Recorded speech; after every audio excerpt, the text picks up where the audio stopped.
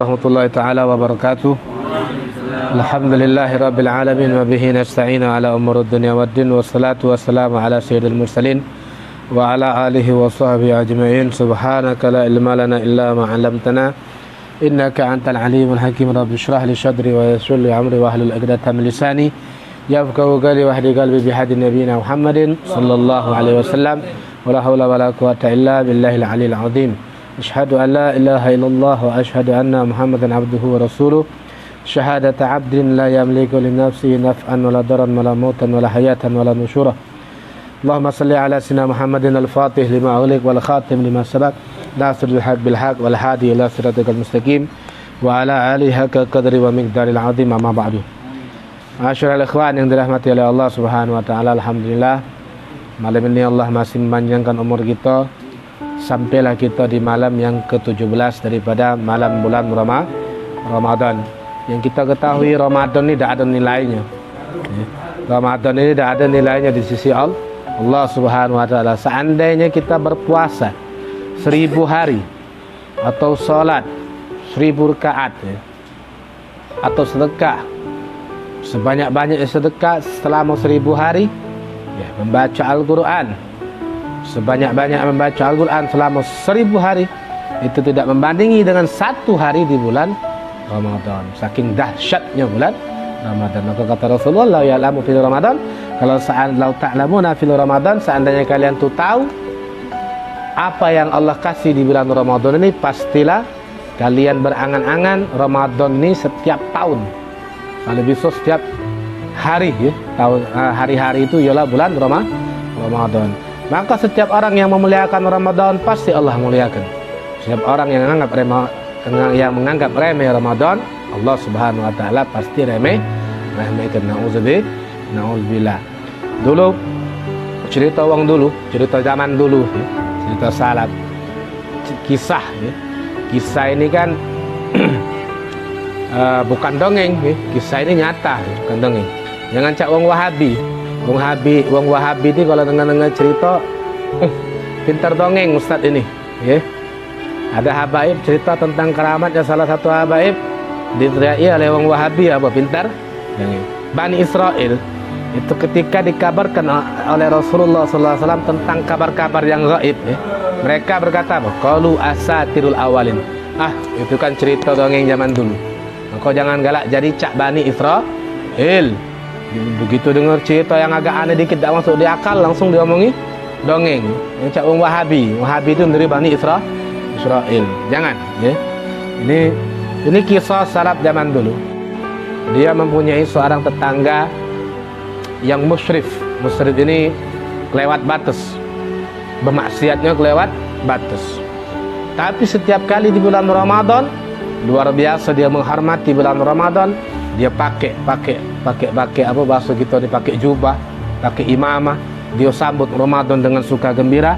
Dia kodok solat dia yang kemarin dia tak solat, namanya ahli maksiat, tidak ada solat. Dikodoknya kalau yang 11 bulan kemarin dia lewat, dia puasa full bulan Ramadan karena dia yakini ini bulan mulia, aku harus memuliakan bulan ini. Nah, tak lama dari itu meninggal ini uang, dimimpikan oleh tetangganya yang soleh. Ru'ya ahlul barzah itu hak, kata Ustaz Imam Al-Hafidh Al-Musnid Profesor Dr. Habib Abdullah bin Abdul Qadir Al-Faqih, mimpi ahlul barzah itu benar. Kalau kita mimpi orang sudah meninggal itu betul. Begitu dimimpikan oleh tetangganya yang soleh tadi, ini orang yang ahli maksiat tadi, dipakaikan oleh Allah Subhanahu wa taala pakaian yang penuh dengan mutiara, pakaian ahlu surga. Pakaian ahlu surga. Ditanya oleh tetangga orang soleh, loh, engkau ini kan ahli maksiat, kok bisa dikasih Allah Subhanahu wa taala kemuliaan seperti ini? Dijawab oleh orang ini, karena aku memuliakan bulan Ramadan. Bajingan memuliakan bulan Ramadan, Allah muliakan dia. Lah kita yang sudah tahu sering hadir majelis taklim masih tidak muliakan bulan Ramadan, masih pacaran, waduh kacau. Nauzubillah. Masuk dalam hadis yang diriwayatkan oleh ada salah satu habaib, itu riwayatkan hadis di FB itu, ketika di hari kiamat Rasulullah SAW ditarik oleh satu umatnya. Ini ada orang disiksa oleh malaikat sebelum dia masuk neraka, lah disiksa. Narik jubah Rasulullah. Ya Rasulullah, syafi' ni. Kasih aku syafaat dia. Ngangkat Rasulullah, namanya Rasulullah, sayang sama umatnya. Angkat tangan berdoa sama Allah Subhanahu wa taala supaya diampuni, dikasih syafaat ni wong. Sebelum Rasulullah ngangkat berdoa, malaikat tu ngomong, "Ya Rasulullah, ini umatmu ini ia telah merobek kehormatan bulan Ramadan. Ia telah memusuhi Ramadan, dan Ramadan pun memusuhi dia." Maksudnya apa memusuhi tu? Masih bulan Ramadan masih hawian ni. Kau hawian, pacaran ni. Bulan Ramadan masih melakukan maksiat. Apalagi tidak puasa. Maksiat terbesar di bulan Ramadan itu tidak puasa. Maksiat terbesar di bulan Ramadan itu tidak puasa. Ada dalam sebuah hadis yang pernah kami dengar dari Maha Guru Samatul Usul Habib Muhammad, yang beliau malam ini ulang tahun ni. Doakan semoga beliau panjang umur, sehat selalu. Digabul di hajat-hajat beliau, digabulkan oleh Allah Subhanahu wa taala. Itu ada hadis beliau keluarkan dengan isnadnya yang berbunyi, kata Rasulullah sallallahu alaihi wasallam, "Man taraka siyama Ramadan yauman wahidan faka'annama zana bi ummihi 70 zaniyatan bil Islam." Siapa orang yang meninggalkan puasa Ramadan satu hari biduni uzrin, yauman wahidan biduni uzrin, tanpa uzur. Siapa orang yang meninggalkan puasa Ramadan satu hari di bulan Ramadan tanpa uzur, maka dosanya seakan-akan ia menzinahi ibunya sebanyak 70 kali zina di dalam Islam. Luar biasa dahsyat ancamannya bagi orang yang meninggalkan puasa Ramadan. 70 kali zina. Ya. Sama uang tu, satu kali zina dengan orang tua dosanya seperti membunuh 70.000 nabi. Ya. Satu kali zina dengan orang tua dosanya sama seperti membunuh 70.000 nabi. Ini 70.000 sab'ina zaniatan, 70 kali zina, ya. 70 kali zina dengan umminya. Na'udzubillah. Dosanya siapa yang tahu? Tak ada yang tahu kecuali Allah. Na'udzubillah. Tak sampai itu, dilanjut lagi oleh Rasulullah sallallahu alaihi wasallam, "Wa'abdarallahu umrah." Allah Subhanahu wa taala akan pendekkan umurnya. Wa farraqa da'atuhu. Allah Subhanahu wa taala porak-porandakan segala kehidupannya. Wa syattata syamlahu. Allah hancurkan segala urusannya, tak ada benarnya urusannya, kacau itulah. Nah, ini yang tak lama ni. Wa amatahu ala su'il khatimah. Allah matikan ia dalam keadaan su'ul khatimah, wal iyadu billah. Maka itu muliakan bulan Ramadan, apalagi kita sudah separuh lewat bulan Ramadan. Ya, dikatakan oleh orang-orang soleh itu, nisfu Ramadan zahaba. Separuh daripada bulan Ramadan telah pergi. Wa nisful akhar zahabun. Separuhnya lagi ini emas untuk kita. Apalagi malam ini, malam 17 Ramadan, malam Allah turunkan Al-Quran. Banyak Al-Quran, membaca Al-Quran. Agak bacanya ni. Apa bahasa kita ni? Ngoji. Ya? Malam ini ngoji ke? Baca Quran. Habis ke waktu untuk Quran. Balik ini, ya, sebelum tidur baca Quran sampai tertidur. Bangun jam berapa sebelum sahur baca Quran lagi. Ya, sisakan waktu untuk sahur, habis sahur baca Quran lagi. Ngoji kinian malam ni untuk membaca Al-Quran. Syukur-syukur dia tak ada tidur malam ini. Jadi siapa tahu malam ini malam Lailatul Qadar. Lailatul Qadar tu setiap malam-malam yang ganjil, ya. Tak harus malam likuran aja kita ni. Pokoknya setiap malam yang ganjil tu ada Lailatul Qadar. Kalau kebetulan kita membaca Al-Quran pada malam Lailatul Qadar, pahala bacaan Quran kita itu berarti dihitung oleh Allah Subhanahu wa taala kita membaca Al-Quran selama 1000 bulan. Jadi Lailatul Qadar itu harus ada tanda-tanda ndak, Tak harus kamu juga ada tanda-tanda. Pokoknya malam-malam Ramadan itu isi dengan ibadah. Kalau memang kebetulan kamu beribadah di malam Lailatul Qadar, Allah kasih pahala seperti itu. Tak harus tengok tanda, itu wong-wong yang khusus. Orang-orang yang khusus lihat tanda-tanda banyu laut menjadi tawar, ada pohon sujud, itu wong-wong yang khusus. Seperti Imam Nawawi, ceritanya panjang. Imam Nawawi melihat di tampian beras umminya itu ada sinar cahaya di malam ganjil bulan Ramadan, Lailatul Qadar. Umminya tak tengok. Imam Nawawinya ni didoakan oleh Imam Nawawi supaya Imam Nawawi ini jadi orang alim. Betul doanya kabul. Karena berdoa di malam Lailatul Qadar.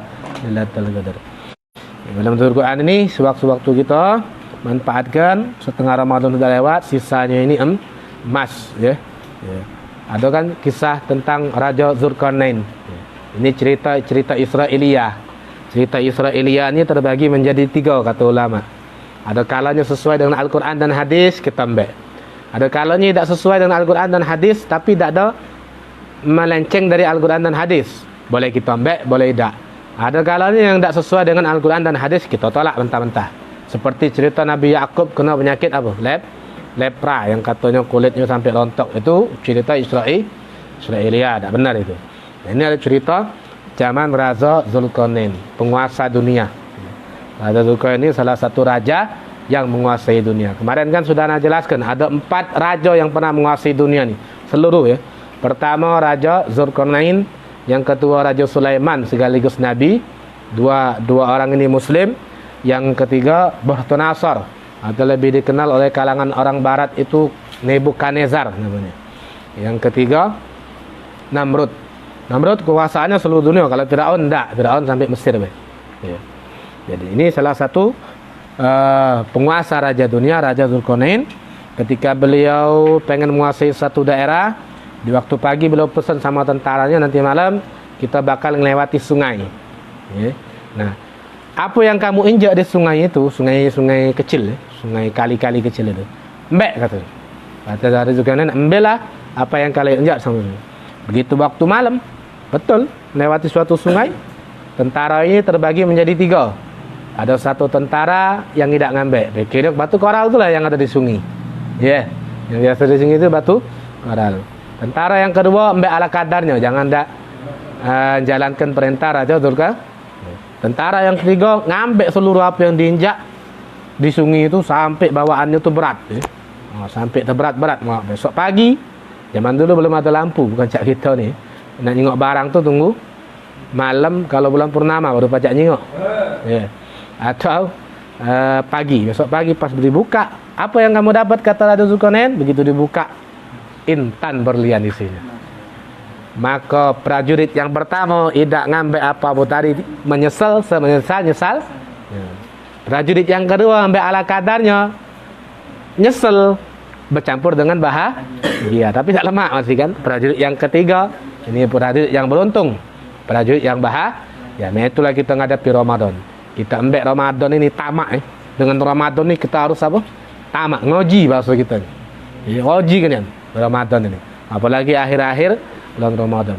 Kaget di akhirat, kaget kita termasuk orang-orang yang beruntung yang ngambil bagian kita sewaktu kita melewati sungai. Ibaratnya tadi seperti itu. Jadi seperti itu. Ya, mudah-mudahan manfaat, ya. Doakan Samatul Salah Habib Muhammad panjang umur. Beliau hajatnya kabul. Ya, mudah-mudahan cepat keluar. Amin. Lama sudah tidak keluar, sudahlah. Sudah lama. Wallahu alam. Assalamualaikum warahmatullahi taala wabarakatuh.